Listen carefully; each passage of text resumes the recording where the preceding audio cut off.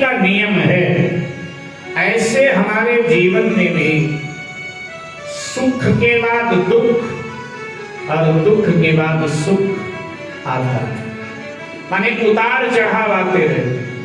इससे देवता भी वंचित नहीं, इससे देवता भी बचे नहीं। संसारी के जीवन में जब सुख के बाद दुख आता है तो विचलित हो जाता है, भक्त विचलित नहीं हो, भक्त स्वागत करता है। वो ये कह देता है प्रभु से कि सुख भी तो तुम्हारे हैं और दुख भी तो तुम्हारे हैं। गाइए, सब गाइए।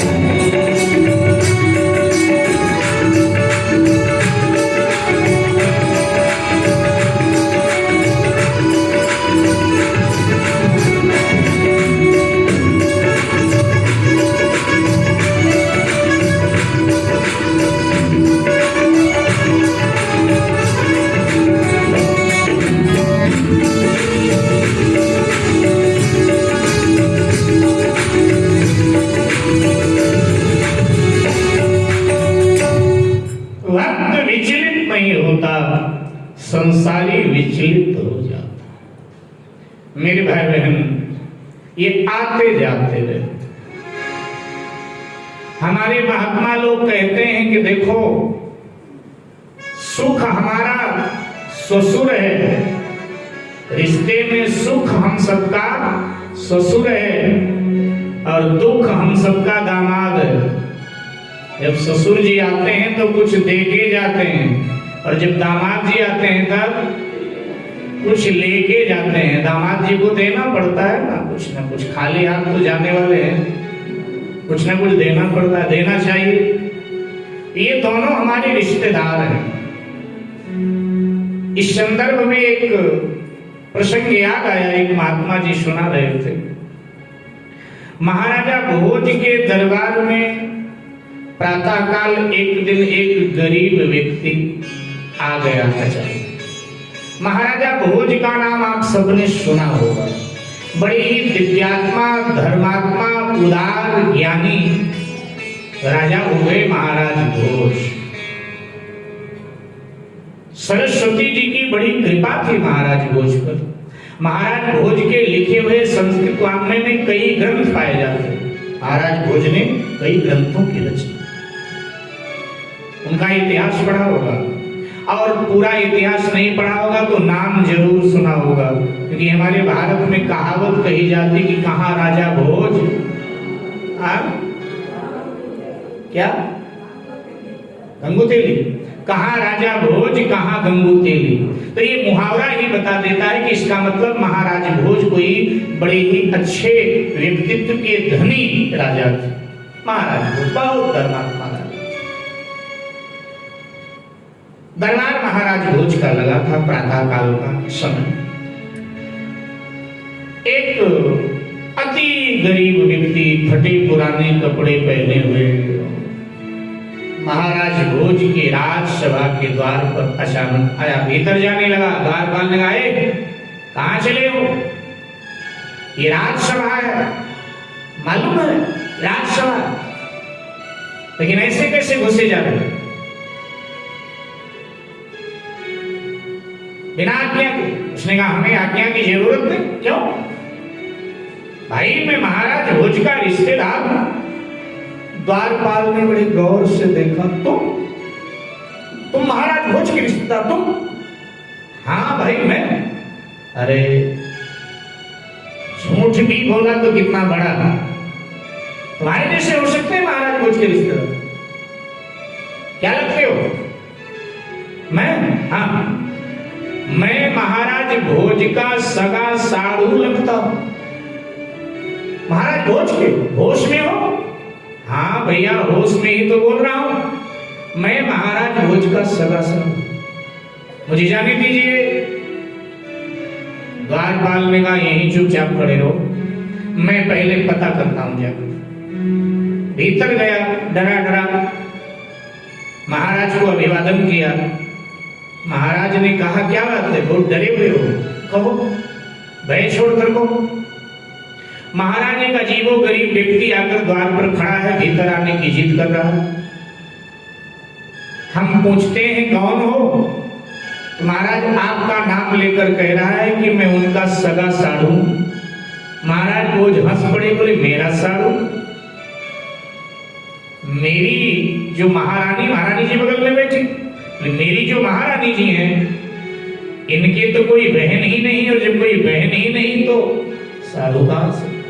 द्वारपाल ने कहा, सरकार हो सकता है महारानी जी की ताता, चाचा, ताऊ, बुआ की कोई बेटी हो, शायद इस नाते तो बगल में ही बैठी थी। तो महाराज भोज ने कहा, क्या ऐसा कुछ है आपकी ताऊ, चाचा या बुआ की कोई बेटी? उन्होंने कहा, नहीं, मैं अकेली ही हूँ, कोई बहन नहीं।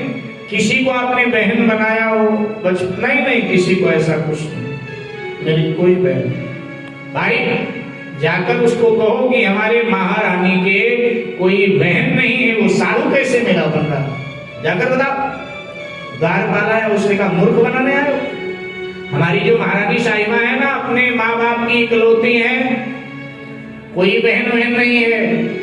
उसने कहा, जो महारानी है ना आपकी महाराज भोज की, उनके रिश्ते के नाते में साधु नहीं लगता हूं महाराज भोज का। फिर बोला जो महाराज भोज की दूसरी पत्नी है ना, उसके नाते में इनका सारू। उसने कहा दूसरी? अरे हम इतने दिनों से महाराज के यहाँ नौकरी करते हैं, हमको नहीं पता, हमें तो यही पता एक ही पत्नी है, तुम दूसरी बता रहे? हाँ हाँ, जाकर महाराज भोज से कहो, उनको पता। फिर डराया, हाँ क्या बात हुई? सरकार कोई गलती हो तो क्षमा कीजिएगा, वो कह रहा है जो महारानी जी बगल में विराजती हैं महाराज के, उनके नाते में साधु नहीं हूं। तो महाराज आगे में बोल नहीं पा रहा, कोई गलती ना हो जाए मुझसे। नहीं डरो मत, बोल। महाराज वो कह रहा है कि महाराज भोज की जो दूसरी पत्नी है, उनके नाते में उनका साधु लगता हूं।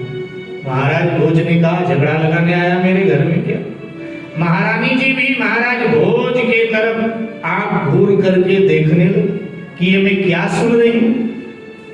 महाराज भोज ने कहा भाई मेरी दूसरी तो कोई पत्नी है ही नहीं, और मैं ये सौगंध खाकर परमात्मा का कह सकता हूं कि जे सपने पर नारी नहेरी, स्वप्न में भी कभी मैंने पराई स्त्री का चिंतन नहीं किया। ये क्या गजब की बात कर रहा है? लाओ उसको आदर के साथ लाओ, डराना धमकाना नहीं, आदर के साथ लाओ, खुलासा करे कि कैसे इतना बड़ा दावा कर रहा है कि मेरी दूसरी पत्नी है और उसके नाते वो मेरा सारू हो गया। उसने कहा झगड़ा करवाने आए हो शायद, महारानी जी बहुत नाराज हो रही महाराज पर, चलो लाया महाराज ये व्यक्ति। महाराज भोज को उसने प्रणाम किया।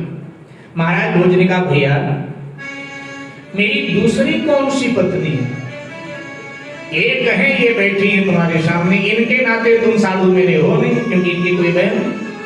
तो दूसरी किस पत्नी का जिक्र करके तुमने हमारे मंत्रियों को, हमारे ब्राह्मणों को, संतों को, सारी राजसभा को तुमने आश्चर्य में डाल दिया, और मुझे तो परम आश्चर्य में तुमने डाल दिया है। वो कौन सी मेरी दूसरी पत्नी है? खुलासा करो। सरकार क्षमा करें, है ना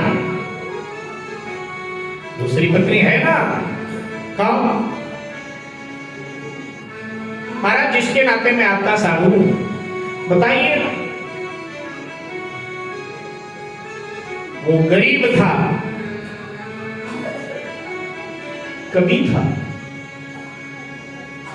वो कवि था लेकिन गरीबी थी। उसने कविता में कहा, बड़ी ऊंची बात बोल दिया। उसने कविता में कहा सरकार सुखिया दुखिया दो बहन, सुखिया दुखिया दो बहन, सुखिया ब्याही तो दुखिया मेरे पास है ताते साधु।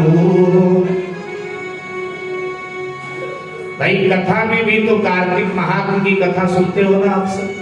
कार्तिक महात्म की कथा पद्म पुराण से उद्धृत की गई।